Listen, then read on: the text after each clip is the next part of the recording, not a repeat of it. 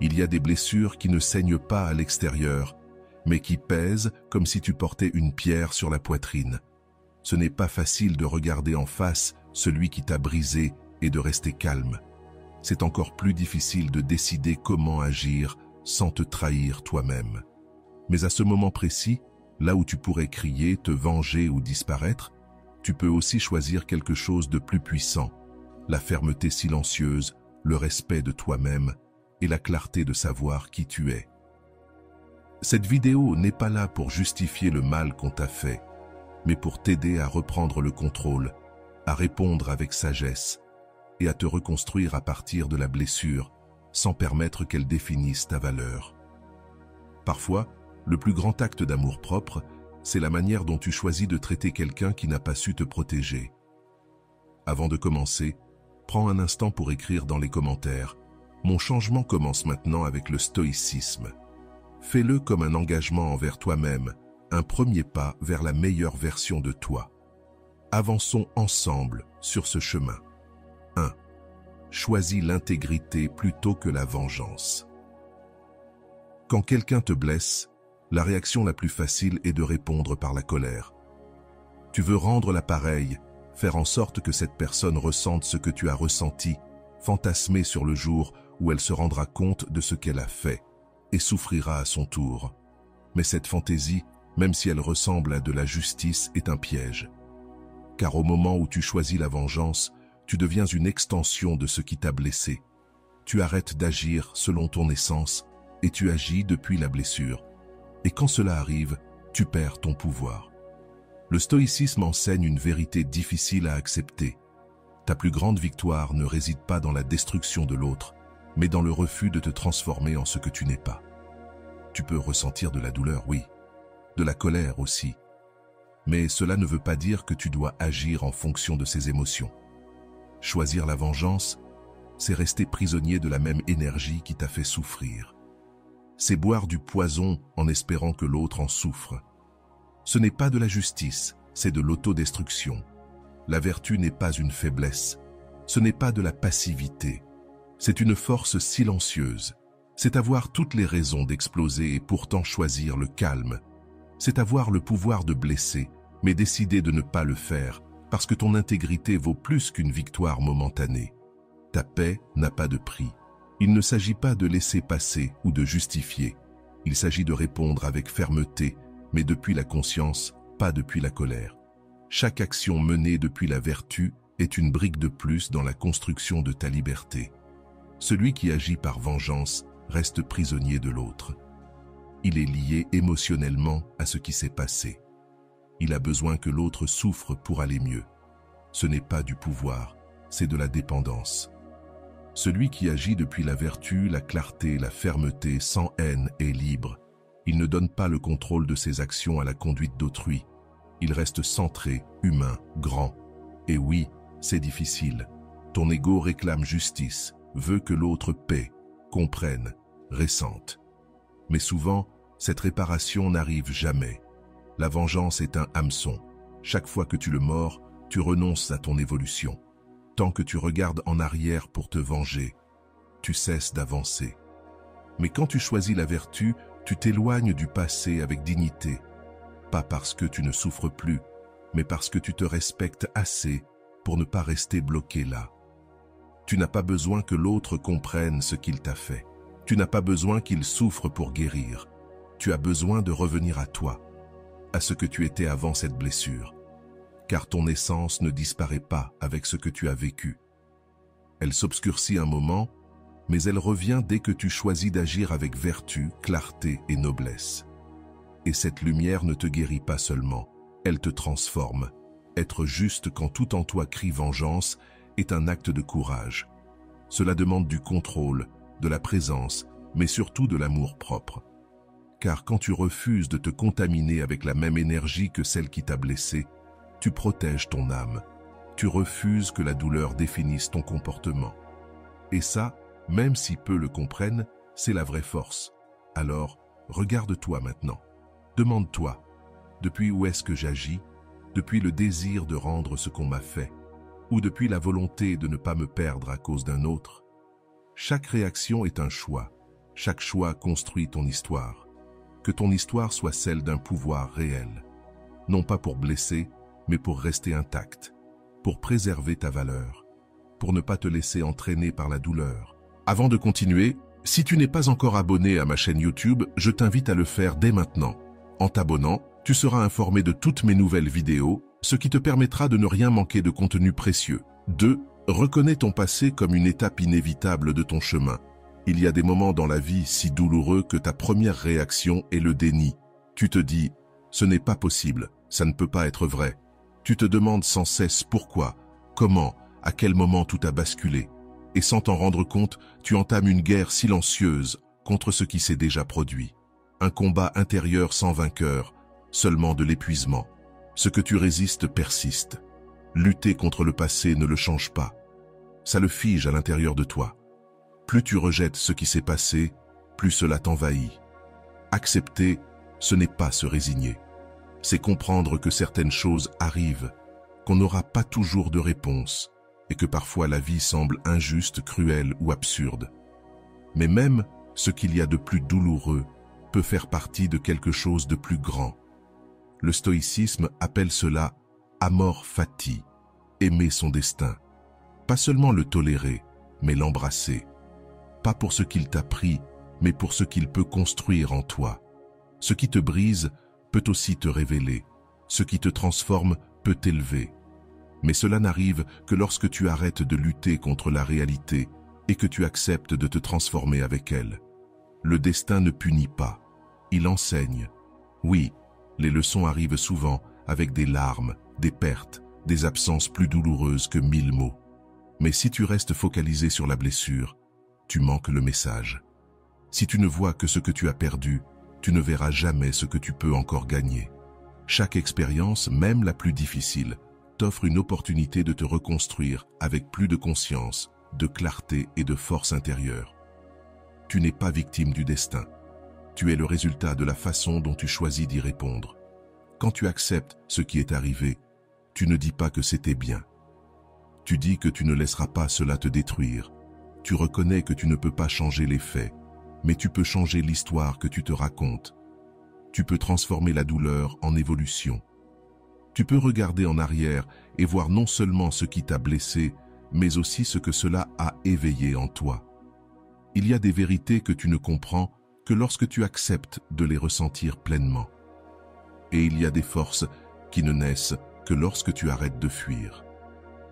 Le véritable pouvoir ne réside pas dans le contrôle de ce qui t'arrive, mais dans ta manière de le vivre. Il réside dans ta capacité à lâcher ce que tu espérais pour t'ouvrir à ce qui doit être même si tu ne le comprends pas encore, même si ça fait mal. Souvent, ce que tu crois être une tragédie est en réalité une transition, une coupure nécessaire pour qu'un renouveau puisse émerger. Mais cela ne se produit que lorsque tu cesses de dire « cela n'aurait jamais dû arriver » et que tu commences à dire « cela est arrivé ». Qu'est-ce que je peux en apprendre? Accepter son destin ne signifie pas être passif. Cela signifie être sage, reconnaître qu'il y a un ordre plus grand que ta volonté, et que vivre en harmonie avec cet ordre est la seule façon d'atteindre une paix véritable. Tant que tu voudras que le passé soit différent, tu resteras enchaîné à lui. Mais quand tu l'acceptes tel qu'il est, quelque chose change en toi. Tu n'as plus besoin que les choses soient différentes pour aller bien. Tu vas bien parce que tu choisis de l'être malgré tout. Le passé ne s'efface pas, mais il peut se transformer. Et tu as en toi le pouvoir de faire en sorte que ton histoire ne soit plus un fardeau, mais une source de clarté. Aimer ton destin ne veut pas dire le justifier. Cela veut dire l'intégrer. Te dire, cela aussi fait partie de moi, et je peux grandir avec. Et quand tu arrives à regarder ce que tu as vécu sans colère, sans résistance, sans te victimiser, tu transcendes ton passé. Il ne te contrôle plus, il ne te définit plus, il ne te retient plus. Tu ne peux pas guérir ce que tu refuses de nommer. Le premier pas vers la véritable guérison, c'est d'oser regarder ta douleur dans les yeux et de lui dire « Je te vois, je te reconnais, mais tu ne vas pas rester ici pour toujours. » Car lorsque tu nies ce que tu ressens, la douleur reste silencieuse mais active. Elle te dirige en arrière-plan. Et sans t'en rendre compte, tu commences à réagir depuis cette blessure. Tu prends des décisions influencées par un passé non résolu. Tu vis une vie qui n'est pas libre, mais dictée par ce que tu refuses d'affronter. Il y a pourtant une frontière fine entre reconnaître ta douleur et t'y accrocher. Beaucoup tombent dans ce piège. Ils transforment leur blessure en identité. Je suis comme ça parce qu'on m'a blessé. Je ne fais plus confiance à personne, car on m'a trahi. Et sans s'en rendre compte, ils confient les rênes de leur vie à ceux qui les ont détruits. Mais ça, ce n'est pas guérir. C'est vivre enchaîné. Guérir ne veut pas dire justifier ce qu'on t'a fait, ni oublier ce que tu as vécu. C'est décider, en pleine conscience, que tu ne porteras plus ce poids. C'est te permettre de ressentir, sans que ce ressenti devienne ta maison. Tu n'es pas la douleur que tu as traversée. Tu es la personne capable de la transformer. La souffrance devient chronique quand tu la nourris, quand tu ressasses mentalement ce qui s'est passé, quand tu t'inventes des vengeances dans ton imagination, quand tu revis la scène 1000 fois en espérant une autre fin. Cette répétition crée une prison émotionnelle. Tu n'es plus dans le présent, tu es enfermé dans ce qui a été. Et tant que tu restes là, tu continues de donner du pouvoir à cette personne. Tu permets à ce mal de continuer à te faire du mal. Le ressentiment te donne l'illusion de la force, mais en réalité, c'est une chaîne. Il ne te protège pas, il t'immobilise. Chaque fois que tu penses à cette personne avec rage, c'est le signe que tu es encore émotionnellement attaché. La vraie libération ne vient pas quand l'autre regrette ou s'excuse. Elle arrive quand toi, tu décides de ne plus porter ce qui ne t'appartient pas. Reconnaître la douleur, c'est un acte d'amour-propre. C'est te regarder avec compassion et te dire « C'est normal que ça fasse mal, mais c'est aussi normal de lâcher prise. » Tu n'as pas besoin d'être fort tout le temps. Tu peux pleurer, tu peux ressentir de la colère, tu peux écrire ce que tu ressens. Mais ensuite, tu dois prendre une décision. Est-ce que je reste là ou est-ce que j'avance? La dignité ne réside pas dans le fait de te durcir ou de faire comme si rien ne s'était passé. Elle se trouve dans le fait de te donner la permission de ressentir sans que ce ressenti te consume. Elle est dans cette capacité à prendre ce qui s'est produit et à l'utiliser comme combustible pour construire une nouvelle version de toi, plus consciente, plus sage, plus solide.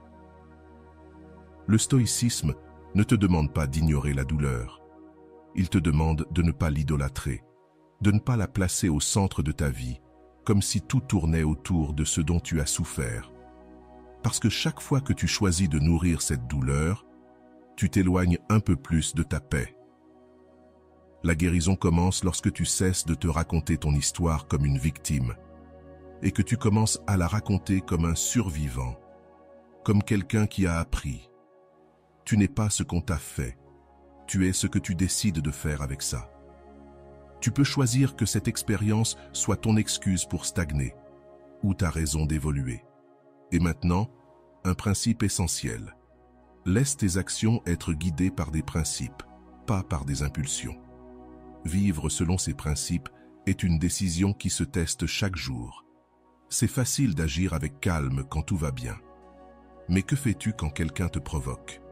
Quand tout dérape? Quand l'émotion monte comme une vague soudaine? C'est là que ton vrai toi se révèle. Les impulsions n'attendent pas ton feu vert. Elles t'invitent à crier, à répondre, à céder à l'instant. Mais ce qui est immédiat est rarement ce qui est juste. Si tu n'as pas une ancre, un code intérieur, tu risques de te perdre dans cette tempête passagère. L'impulsion ne réfléchit pas, elle réagit. Mais toi, tu n'es pas une réaction. Tu es une volonté, une conscience, une décision. C'est ça que le stoïcisme t'enseigne. Tu n'as pas à devenir l'esclave de tes émotions. Tu n'as pas à obéir à chaque pensée qui traverse ton esprit. Tu peux faire une pause, respirer et te demander « Est-ce que ceci reflète mes valeurs ou juste ma colère du moment ?»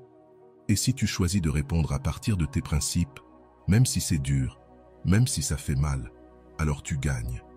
Parce que tu refuses de laisser une émotion temporaire détruire ce que tu as mis des années à construire, ton caractère. Ne te trompe pas, Contrôler l'impulsion, ce n'est pas la réprimer. Il ne s'agit pas de cacher ce que tu ressens. Il s'agit de le transformer, de regarder cette émotion droit dans les yeux et de décider ce que tu vas en faire.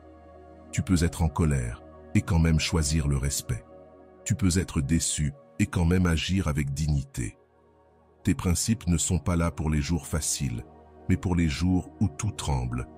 Et c'est dans ces moments-là qu'ils font toute la différence. Car tout le monde peut dire qu'il est intègre, mais seul celui qui agit avec cohérence dans la difficulté montre qu'il l'est vraiment. Agir par impulsion, c'est construire sur du sable. Tout paraît stable jusqu'au jour où tout s'effondre. En revanche, agir à partir de tes principes, c'est bâtir ta vie sur la roche. Le vent peut souffler, l'orage peut venir, mais toi, tu restes debout. Tu ne trembles pas, parce que tu sais qui tu es. Tu ne décides pas à partir de l'émotion du moment, mais à partir d'une vision plus élevée de toi-même. Une vision qui ne cherche pas à avoir le dernier mot, mais à faire ce qui a du sens. Ta paix, ta dignité, ton évolution. Chaque fois que tu choisis ce qui est facile, tu renforces ton côté impulsif. Mais chaque fois que tu choisis ce qui est juste, même si c'est inconfortable, tu entraînes ton esprit à devenir plus fort. Il n'y a pas de croissance sans inconfort. Il n'y a pas de liberté sans maîtrise de soi. Être libre, ce n'est pas faire ce que tu veux. C'est avoir le pouvoir de choisir ce qui t'élève, pas juste ce qui te soulage sur le moment. C'est prendre des décisions qui soutiennent ta meilleure version, pas ton ego blessé. Oui, il y aura des jours où tu te tromperas, où tu réagiras sans réfléchir, où tu crieras, où tu tomberas dans l'impulsion. Mais ce n'est pas là que ton chemin s'arrête. C'est là qu'il commence. Car l'erreur ne te définit pas. Mais ce que tu fais après, oui, tu reviens à tes principes, tu les médites, tu les renforces et tu avances. Ce n'est pas une question de perfection, c'est une question de constance. Et à chaque fois que tu reviens à ce qui te soutient, tu grandis un peu plus. Avoir des principes, c'est se rappeler que tout ne mérite pas une réponse, que tout ce que tu ressens ne doit pas nécessairement être exprimé, qu'il y a des batailles que tu n'as pas besoin de mener, et des vérités qui ne se prouvent qu'avec le temps. Parce que parfois, ta meilleure réponse, ce n'est pas un mot, c'est ton comportement. Et ceux qui te connaissent, ceux qui t'ont vu réagir sous pression, le savent. Ce toi véritable, ce n'est pas ta colère, ta rage ou ta frustration. C'est ce centre ferme depuis lequel tu décides avec clarté. Quelqu'un qui n'a pas besoin de se défendre pour prouver qui il est, détient une force silencieuse. Le stoïcisme ne te demande pas d'être insensible, il te demande d'être sage. Il t'invite à reconnaître que bien souvent, la meilleure réponse, c'est le silence. Le véritable impact ne se mesure pas à ce que tu dis dans un moment de colère, mais à ce que tu fais avec le temps. Ta conduite, répétée dans le silence, bâtit une réputation bien plus forte que 1000 explications. Les mots s'oublient. La cohérence, elle, reste. Celui qui reste fidèle à lui-même, même quand on l'attaque, qu'on le déforme ou qu'on l'abandonne, finit toujours par briller. Non pas parce qu'il le dit, mais parce qu'il le prouve. Quand quelqu'un doute de toi, tu n'as pas besoin de le convaincre. Quand quelqu'un parle mal de toi, tu n'as pas besoin de courir pour laver ton nom. Si la personne qui te juge ne s'est même pas donné la peine de te connaître, elle ne prendra pas non plus le temps de t'écouter. Et c'est là que réside ton pouvoir. Ne pas quémander la compréhension, ne pas supplier pour la justice, ne pas gaspiller ton énergie dans des débats qui ne mènent nulle part. Tout ce que tu dois faire, c'est rester toi-même. Agir selon tes principes. Choisir l'intégrité plutôt que la réaction. Avec le temps, tout s'éclaire. Ce qui semblait confus se clarifie. Ce qui paraissait injuste s'équilibre et ce qui était invisible devient visible. La vie finit toujours par te rendre ce que tu offres. Si tu donnes la paix, tu recevras la paix. Si tu donnes la vérité, tu recevras la clarté. Si tu donnes l'amour, tu recevras la connexion.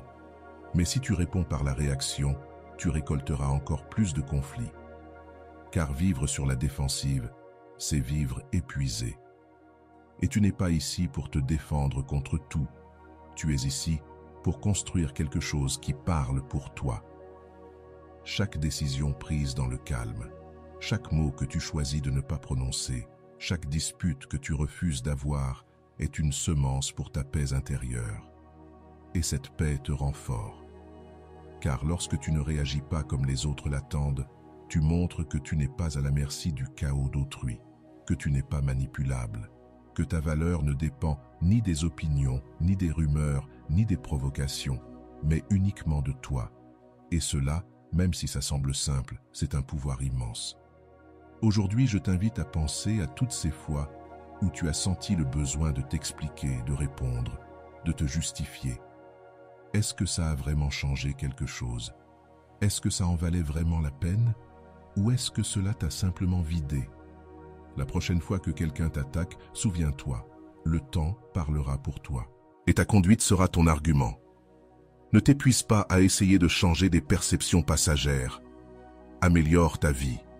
Prends soin de ton chemin. Avance en silence, mais avec force. Car celui qui agit avec cohérence n'a pas besoin de crier. Ne deviens pas ce que tu rejettes. Quand quelqu'un te blesse profondément, ce qui monte en premier n'est pas la réflexion, c'est la rage. Une rage qui brûle à l'intérieur et te murmure que tu dois répondre, que tu ne peux pas te taire, que si tu ne fais rien, tu perds. C'est là que beaucoup tombent. Ils réagissent depuis leurs blessures, depuis ce feu qui ne cherche pas la justice, mais la revanche. Et ironiquement, dans cette tentative de te défendre, tu finis par ressembler à celui qui t'a blessé. Sans t'en rendre compte, tu deviens ce que tu avais juré de ne jamais devenir. Il y a des gens qui trahissent, qui mentent, qui manipulent, qui abandonnent. Et quand tu rencontres une de ces personnes, la tentation la plus forte n'est pas de pleurer, mais de lui rendre l'appareil, couper avec la même froideur, mentir avec le même sourire, mépriser avec la même indifférence. Mais faire cela ne te rend pas libre. Cela fait de toi une copie. Cela fait de toi l'écho d'une énergie que tu rejetais. Et il n'y a rien de plus douloureux que de constater avec le temps que la douleur ne t'a pas seulement blessé, elle t'a transformé. Le stoïcisme t'enseigne que ton pouvoir ne réside pas dans le contrôle des autres, mais dans ce que toi, tu choisis de faire avec ce qu'ils t'ont fait. Il ne s'agit pas d'être passif, il s'agit d'être ferme. Ferme dans tes valeurs, ferme dans ton identité. Car lorsque tu choisis de ne pas répondre avec la même monnaie, ce n'est pas de la faiblesse, c'est de la liberté. Liberté de ne pas répéter les mêmes schémas. Liberté de ne pas agir sur l'impulsion. Liberté de ne pas laisser le comportement des autres dicter le tien. Réagir sans réfléchir, c'est te perdre. C'est donner le volant de ta vie au premier qui te provoque. Et chaque fois que tu le fais, chaque fois que tu laisses quelqu'un d'autre dicter tes gestes, tu renonces à toi-même, à ton essence, à ta conscience. Tu ne peux pas appeler force ce qui naît du ressentiment. Tu ne peux pas appeler authenticité ce qui n'est que l'imitation d'une douleur reçue. La vraie force, c'est de rester toi-même, même quand tout en toi veut hurler, blesser ou se venger. N'importe qui peut exploser. Mais rares sont ceux qui peuvent se contenir, regarder à l'intérieur et agir depuis leur caractère et non depuis leurs blessures. La liberté, ce n'est pas faire ce que tu veux, c'est pouvoir t'arrêter avant de rendre le coup et te demander « Est-ce que cela me représente? Est-ce que cela m'élève? Est-ce que je suis fier de cette version de moi ?» Si la réponse est non, alors tu n'agis pas depuis ton centre, tu réagis depuis le reflet de l'autre. Et quand ton comportement est un reflet, ton identité devient une ombre. Ne deviens pas ce que tu détestes. N'imite pas la froideur, l'indifférence, l'absence d'empathie, simplement parce que c'est ce que tu as reçu. Car dans ce cas, cette personne a encore du pouvoir sur toi. Elle t'a transformé, déformé, éloigné de ce que tu es vraiment. Ne laisse pas le comportement d'autrui te voler ton humanité. Tu peux poser des limites sans te perdre. Tu peux t'éloigner sans t'endurcir. Tu peux te défendre sans te salir. Et oui, ce n'est pas facile. Ce n'est pas quelque chose qu'on obtient avec une citation inspirante ou une décision prise sur un coup de tête. c'est un travail intérieur. C'est choisir, encore et encore, de ne pas réagir sur l'instant. C'est te souvenir de qui tu es quand la douleur cherche à parler à ta place. C'est te donner l'espace de respirer, de ressentir, puis de décider avec clarté. Quand tu choisis de rester fidèle à tes principes, même si personne ne le remarque, même si on pense que tu t'es laissé faire, toi, tu sais que tu n'as rien perdu. Tu sais que tu ne t'es pas trahi.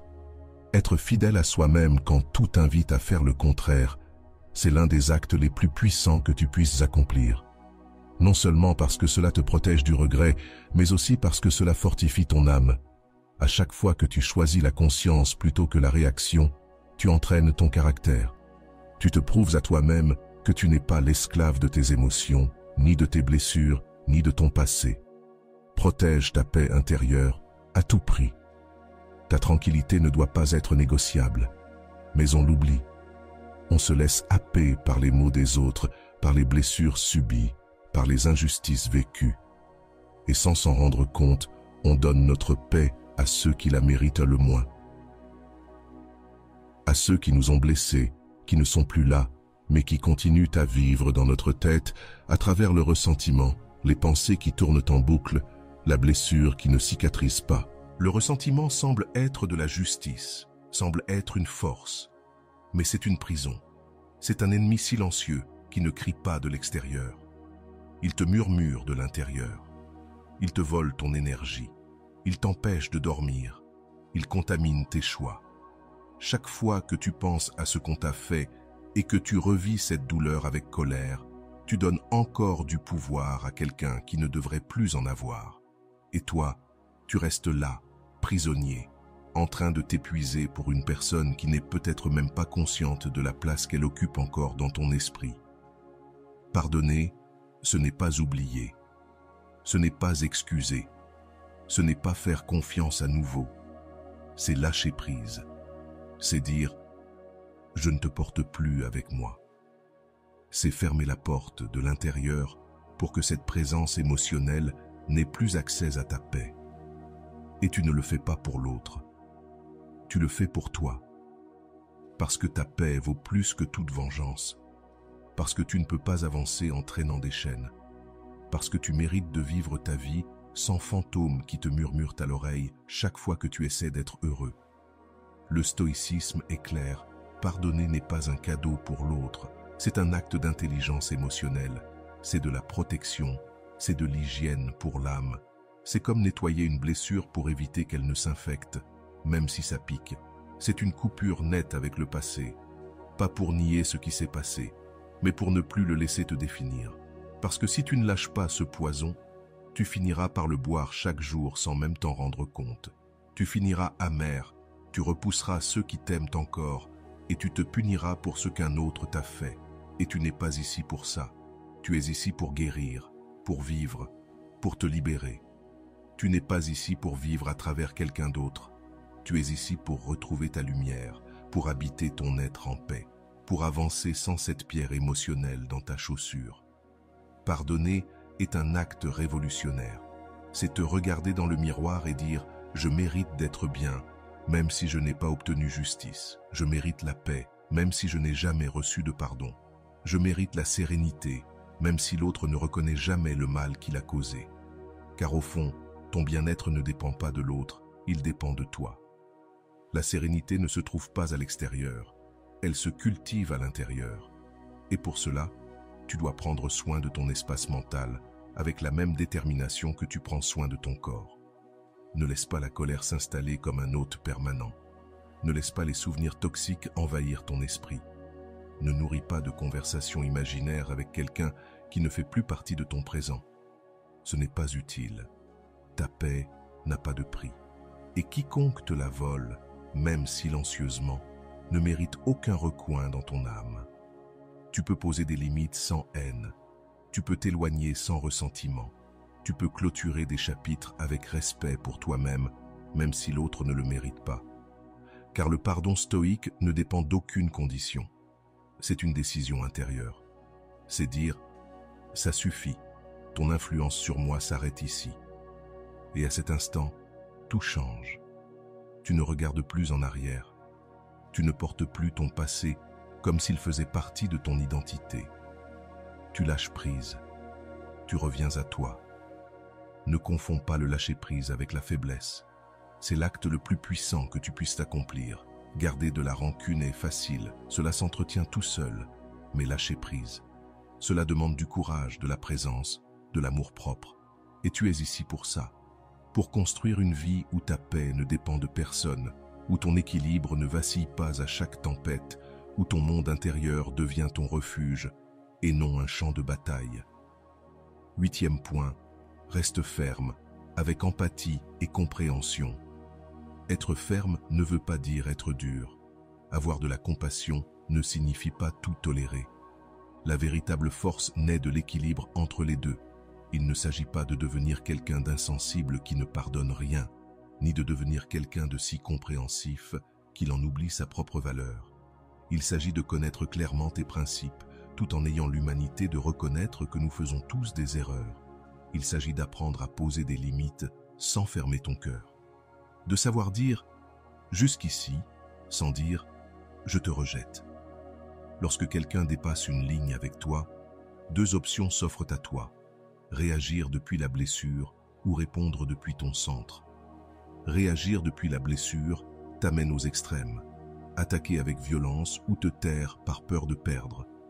Répondre depuis ton centre, c'est reconnaître que tu as le droit de protéger ta paix et que tu peux le faire sans perdre la compassion. Tu peux être clair, dire ce que tu ressens, prendre de la distance, sans détruire l'autre avec tes mots. Car il existe une manière d'être ferme sans être cruel. Et cela, c'est la maturité. Mettre des limites n'est pas punir, c'est communiquer. C'est dire à l'autre, je me respecte, alors voici mes limites. Ce n'est ni du mépris, ni de l'arrogance. C'est de l'honnêteté émotionnelle. Et lorsque ces limites sont exprimées avec respect, elles ouvrent des portes. Car tu n'es pas en train d'humilier, tu es en train d'enseigner. Tu dis, je n'accepte pas cela, mais je ne te hais pas. Je ne le permets pas, mais je te souhaite le meilleur.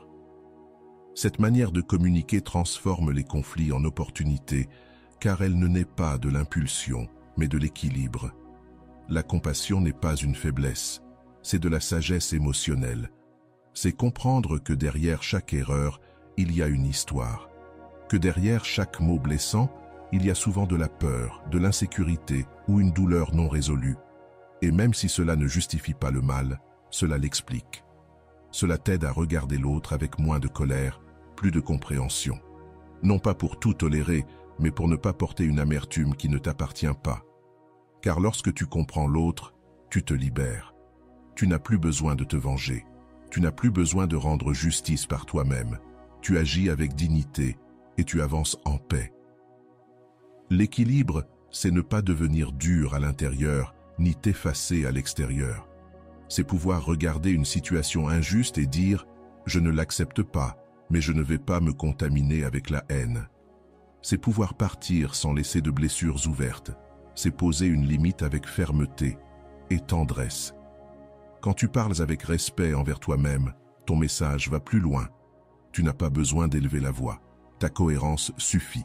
Être compatissant ne veut pas dire que tout te convient. Cela signifie que tu n'as pas besoin de détruire l'autre pour affirmer ton point de vue. Tu peux regarder en face celui qui t'a blessé et au lieu de chercher sa chute, simplement t'éloigner et continuer ton chemin en paix. Parce que ton énergie ne mérite pas d'être figée dans des discussions stériles et ton âme ne mérite pas de porter le poids des rancunes. Ce dont tu as besoin, c'est de la fermeté pour protéger ton espace et de compassion pour lâcher ce qui ne sert plus. La sagesse, c'est savoir quand céder et quand te maintenir. Cède lorsque ton ego veut avoir raison, mais que ton cœur sait que l'amour est plus important. Tiens bon lorsque céder signifierait te trahir. Et ce discernement ne vient que lorsque tu as travaillé sur toi. Quand tu te connais assez pour ne pas agir sous l'effet d'une émotion passagère, mais en fonction de la vision de ce que tu veux construire. Tu n'es pas là pour gagner chaque dispute. Tu es là pour vivre en cohérence avec la personne que tu veux devenir. Certaines personnes profiteront de ta douceur si tu ne l'équilibres pas avec de la clarté. D'autres s'éloigneront de toi si elles ne perçoivent pas la tendresse derrière ta force. Mais lorsque tu combines les deux, quand tu es à la fois ferme et compatissant, ta présence devient puissante. Tu inspires le respect, mais aussi la connexion. Tu crées de la distance quand c'est nécessaire, mais aussi de l'ouverture quand il y a place pour la guérison. 9e point, libère-toi par le pardon conscient, pas pour excuser le mal, mais pour te libérer. Pardonner, ce n'est pas faire comme si de rien n'était. Ce n'est pas prétendre que ça ne t'a pas blessé. Ce n'est pas détourner le regard. Ce n'est pas minimiser ce que tu as vécu. Pardonner, ce n'est pas capituler. C'est une décision consciente, profonde et radicalement courageuse. Tu ne le fais pas pour l'autre, tu le fais pour toi. Parce que le ressentiment pèse, parce que la blessure fait plus mal quand tu la revis encore et encore, parce que traîner ce poison en silence fait de toi un prisonnier d'un passé qui aurait dû être clos. Du point de vue stoïque, le pardon n'est pas une faiblesse. C'est une preuve de maîtrise intérieure. C'est dire, même si j'avais des raisons de haïr, j'ai choisi de lâcher. Quand tu ne pardonnes pas, tu restes attaché, lié émotionnellement à l'instant qui t'a brisé. Tu continues à parler dans ta tête avec la personne qui n'est plus là. Tu attends des excuses qui ne viendront peut-être jamais. Et chaque jour que tu entretiens cette rancune, tu ravives une blessure qui aurait dû mourir. Tu salis ton présent avec la boue du passé. Pardonner ne veut pas dire que c'était bien. Cela veut dire « tu ne me contrôles plus ». C'est couper le lien invisible avec la douleur. C'est cesser de te battre contre ce que tu ne peux pas changer. C'est revenir à toi, sans ce poids qui freine ta tranquillité. Le ressentiment ne blesse pas seulement tes pensées. Il déforme aussi ton comportement. Il te rend plus froid, plus dur, plus réactif. Mais tu n'es pas né comme ça. Tu as accumulé ce poison jusqu'à te confondre avec lui. Le pardon, c'est l'acte qui nettoie, qui te purifie, qui te ramène à ton essence. Tu n'as pas besoin que l'autre se repente. Tu n'as pas besoin qu'il comprenne. Tu n'as pas besoin qu'il vienne te demander pardon pour que tu lâches prise. Car si tu attends que l'autre change, tu restes lié. Tu restes dépendant. Et là, il n'y a pas de liberté. La liberté naît lorsque tu comprends que tu peux lâcher prise, même si personne ne le mérite. Parce qu'il ne s'agit pas de mérite. Il s'agit de santé émotionnelle, de paix mentale, de dignité intérieure. Tu ne pardonnes pas parce que l'autre le mérite. Tu pardonnes parce que toi, tu en as besoin. Le cycle de la souffrance se nourrit chaque fois que tu continues à tourner en rond autour des mêmes pensées. Ce qui aurait pu être, ce que tu n'as pas fait, ce que les autres auraient dû te donner. Mais chaque fois que tu retournes dans cet espace mental, c'est comme si tu ouvrais une blessure avec tes propres mains. Et ça, ce n'est pas de la justice, c'est de l'autodestruction. Rompre le cycle, c'est avoir la force de dire « Je m'en fiche que tu comprennes, je m'en fiche que tu saches ce que tu as fait. Je ne vais plus continuer à saigner intérieurement pendant que toi, tu vis ta vie. » Voilà la véritable force. Pardonner ne signifie pas revenir. Ce n'est pas faire confiance à nouveau, ni partager ton énergie avec quelqu'un qui l'a déjà brisé. Tu peux pardonner et t'éloigner. Tu peux pardonner et poser des limites. Tu peux pardonner sans jamais regarder en arrière. Parce que le pardon ne consiste pas à restaurer une relation, mais à te restaurer toi-même. Et quand tu le fais, quand tu lâches vraiment prise, quelque chose se réorganise en toi. Le cœur cesse de se crisper, l'esprit arrête de crier, le corps ne porte plus ce poids invisible. Tu mérites de vivre sans chaîne, tu mérites de te réveiller sans penser au passé, tu mérites de regarder vers l'avenir sans qu'une ombre ancienne n'assombrit ta vision. Mais cela ne sera possible que si tu cesses de justifier ta douleur comme une partie de ton identité. Tu n'es pas ce qu'on t'a fait. Tu es ce que tu choisis de faire avec ce qu'on t'a fait. Et si tu choisis de pardonner, tu ne le fais pas pour changer l'histoire. Tu le fais pour que toi, tu changes, pour que ton présent ne soit plus la répétition du passé. Autre point essentiel, N'assume pas les actions des autres comme des attaques personnelles. Quand quelqu'un te blesse, tu te demandes souvent « Qu'est-ce que j'ai fait de mal ?» C'est un piège. Tu crois que tout ce que les autres disent ou font parle de toi, de ta valeur, de ton histoire. Mais en vérité, la majorité du temps, ça ne parle pas de toi. Ça parle d'eux, de leurs blessures, de leur chaos intérieur, de leur frustration, de ce qu'ils ne savent pas gérer. Et si tu décides de prendre ça personnellement, tu assumes une charge qui ne t'appartient pas. Tu n'es pas responsable des projections émotionnelles des autres. Tu n'es pas responsable de la colère que quelqu'un ne sait pas exprimer avec maturité. Tu n'es pas à l'origine du rejet de quelqu'un qui ne sait pas aimer. Mais quand tu oublies ça, tu tombes dans l'erreur d'interpréter chaque geste, chaque silence, chaque mot comme un jugement contre toi. Et cela te détruit. Tu deviens réactif. Tu commences à douter de toi. Tu t'éloignes de ton centre car tu laisses le monde extérieur définir ce que tu ressens à l'intérieur. Le stoïcisme t'enseigne que tu ne peux pas contrôler ce que les autres font, mais tu peux choisir la signification que tu donnes à leurs actes. Si tu prends tout comme une attaque, comme un rejet, comme un manque de valeur personnelle, tu vivras constamment sur la défensive. Mais si tu comprends que chacun agit depuis son propre désordre, alors tu cesses de tout prendre personnellement. Et ce petit changement de perspective peut transformer ta vie. Tu n'as plus besoin de te valider sans cesse. Tu n'as plus besoin de deviner si tu plais, si tu déçois, si tu en as assez. Tu n'es pas le reflet du comportement des autres. Tu es toi, avec ta vérité, ton intégrité, ta présence. Et quand quelqu'un agit mal envers toi, ce n'est pas toujours parce que tu le mérites. Parfois, c'est juste la seule façon qu'a cette personne de fonctionner. Il y a ceux qui ne savent répondre que par la froideur, parce qu'ils se sont protégés ainsi toute leur vie. Il y a ceux qui attaquent parce qu'ils se sentent petits. Et il y a ceux qui rejettent, car, au fond, ils pensent ne pas mériter l'amour. Tu ne peux pas porter tout cela. Chaque fois que tu prends le mal qu'on te fait comme personnel, tu dis à ton esprit « Cela parle de moi ». Mais ce n'est pas vrai. Cela parle de l'autre, de son niveau de conscience, de sa manière de gérer la vie, de son état émotionnel du moment. Quand tu fais cette séparation, tu reprends le contrôle. Tu ne réagis plus depuis la blessure, mais depuis la compréhension. Et c'est depuis cet endroit que tu peux agir avec sérénité. Tu peux poser des limites sans ressentiment. Tu peux t'éloigner sans haine. Tu peux choisir le silence sans te justifier. Ne prends pas le rejet comme une preuve que tu ne vaux rien. Ne prends pas la colère des autres comme si tu étais coupable de leur frustration. Ne prends pas les critiques destructrices comme une définition de qui tu es.